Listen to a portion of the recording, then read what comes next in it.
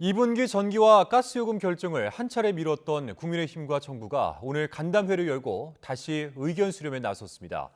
지난 당정협의회에서 국민의힘은 한전과 가스공사에 강력한 자구책 마련을 요구했었는데요. 오늘 간담회에 보고된 내용은 2달 전 자구책의 재탕 수준에 그쳤습니다. 권남규 기자입니다. 전기, 가스요금 논의를 위한 간담회에서 국민의힘과 정부는 요금 인상이 불가피하다는 데 다시 뜻을 모았습니다.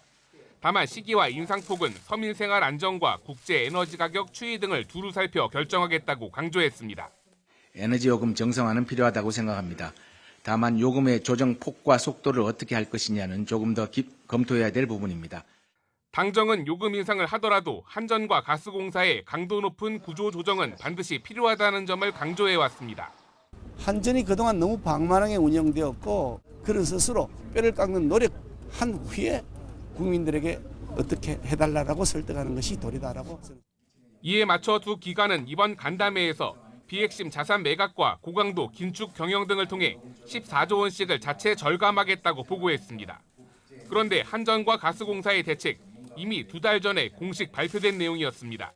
한전은 지난 2월 3일 14조 3천억 원 등 그룹사와 모두 20조 원 규모의 건전화 계획을 수립해 추진 중이라고 밝혔고 가스공사도 이미 같은 달 22일 14조 원 규모의 전방위적인 자구 노력을 추진한다는 내용의 자료를 냈습니다. 지난해부터 계속되는 초유의 고물가로 국민 부담이 쌓여가는 상황에 더 큰 노력을 보여달라는 집권 여당의 요구에도 별다른 추가 대안을 제시하지 않은 겁니다. 그렇잖아도 전기 가스비 인상으로 인한 여론 악화를 걱정하고 있는 국민의힘은 이 정도로 국민의 동의를 얻을 수 있는지 고민해보라고 강하게 질타했습니다. 이 정도로 국민들이 동의할 수 있을 것인지를 깊이 더 고민해야 된다는 점을 말씀드렸고요.